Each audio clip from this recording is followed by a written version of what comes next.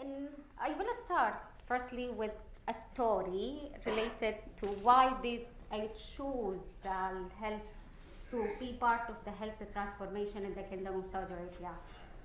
In April last year, I received phone call from the head of actuary at the Ministry of Health, asking to meet with me regarding to a position with the Ministry of Health. At the beginning, I wasn't really sure because for me, health industry is similar to insurance industry. All are new, not mature yet, and the departments and the rule are not well structured yet. So both areas will be challenging for me, and I like that sense of challenge. So he told me, let's just sit in formal meeting. We talk about the transformation in the health sector. I said, okay, why not? Then he started to talk about the transformation in health, the vision, the goals of the transformation, the challenges that they are facing right now. Until to be honest, nothing got my attention until he started to link our work to the humanity side. When he said, okay, our work and contribution will impact millions of people's lives, and we working as an actuary or in the health sector and contribute to this transformation will save people's lives and will help to improve the outcomes of the health industry as well. So from that time, I said, okay, because usually when you work in company X, the main objective is to make a profit. That's it. But when you think about your people and your family among them and our future kids as well, this part touched me as an actuary, and I start to consider my career, to consider the humanity side in my career. So I decided to join this transformation in the health sector. Today, I will go over why do we need health transformation in the Kingdom of Saudi Arabia. Then I will go over some examples of actuaries' contribution in the health transformation. So let's start. The first question, why do we need health transformation? We do have many challenges under our current healthcare system. Here I'm going to talk about a few of them. If you are interested to know all of them, please go ahead to the Ministry of Health website. They talk about all the reasons behind this transformation. First of all, we do have unhealthy lifestyle. We have 75% of our population, they don't do any regular checkup. 60% of our population are either obese or overweight. Okay, this is one challenge.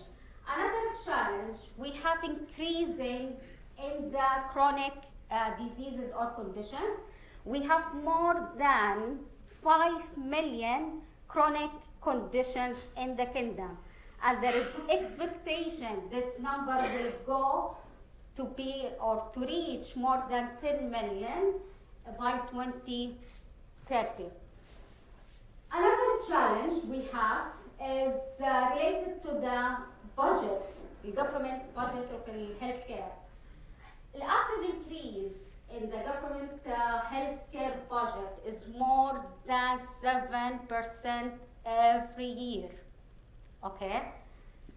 Another challenge we are facing now is we have 46% of non-communicable diseases death in KSA. And if I compare it to the Western or to Europe, which has the rate is below 25, we do have a huge change. So this is some of the challenges we do have in the current healthcare system. The Ministry of Health in 2016 conducted a study related to the factors that impact healthcare spending. What are they? What the factors that derive the increase in the healthcare spending? They found that we do have 4 main factors that derive this increase in the healthcare spending. Firstly, we have population continues to grow in Saudi Arabia. In 2019, we have the number of population is 34 million, and it is expected to increase to 39.5 million by 2030. Another factor we do have is the number of elderly people, like it is increasing. In 2018, the number was 1.98 million, and it is expected to increase to 4.63 million by 2030. All these people need healthcare. So we are expecting to have an increase in the healthcare consumption. Another factor is increase or the rate of chronic diseases in the kingdom remain high. Every year we do have 200,000 new chronic conditions, mainly in cardiology, cancer, and diabetes. That's a huge number. Okay. Finally, medical and the new drugs and the new drug technology development costs. All these factors impact or derive the increase in the healthcare spending. The same study analyzed. They said, okay, what about if we didn't consider any changes in the health system? What will happen? How much the spending will be in the kingdom? They said, okay, it was in 2016, this study, and in 2016 the spending was 78 billion, and without considering any changes in the health sector, it is expected to increase to 178 billion riyal by 2030. That's a massive increase. So, besides that, the system structure or a healthcare structure in Saudi Arabia gives the responsibility to Ministry of Health to finance, supervise, and provide healthcare services. So, Ministry of Health act as a regulator, act as a payer, act as a provider as well. All these functions are under Ministry of Health. Okay, after all these challenges and this trouble, I'm sorry to say that, healthcare system structure, the government decided to release the 2030 vision to overcome all these challenges. Our aim is a healthcare sector that promotes competition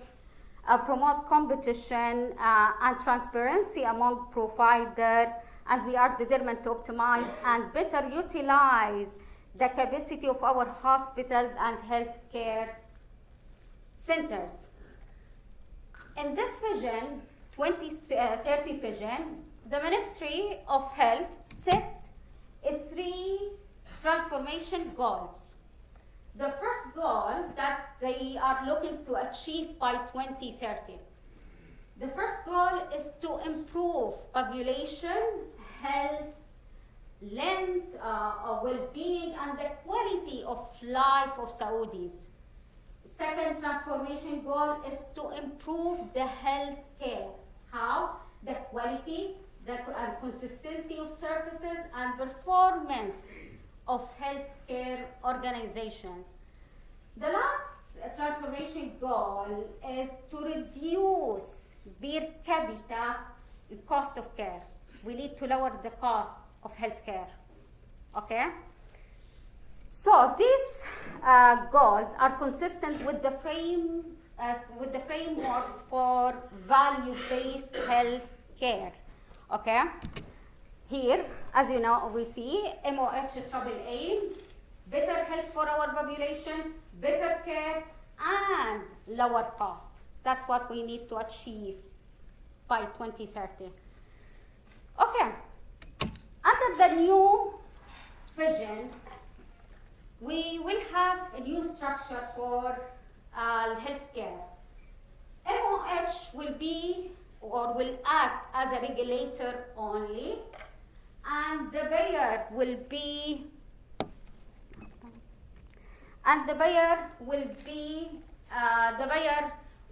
an independent entity. So it will be assigned to independent entity. There is no relation between that entity and the MOH. Okay, and the provider will be managed by holdco. Okay. Okay. If I now, after this brief explanation about the transformation in Saudi Arabia in the health sector, how we can help or how we can be part of this transformation. I'm going to start with the main contribution for actuaries, which is actuaries are responsible to estimate the risk-adjusted capitation nationwide. Anyone knows what capitation means? I'm going to exclude Society of Actuaries. Capitation. I know estimation. No, we need capitation. Okay, capitation, it is a fixed amount per person. It is based, or amount of health fund assigned to a person. Risk-adjusted capitation, as you know, person X, we cannot treat it as or is not as healthy as person Y. So we have to consider some risk factors. That's why we do have risk-adjusted capitation.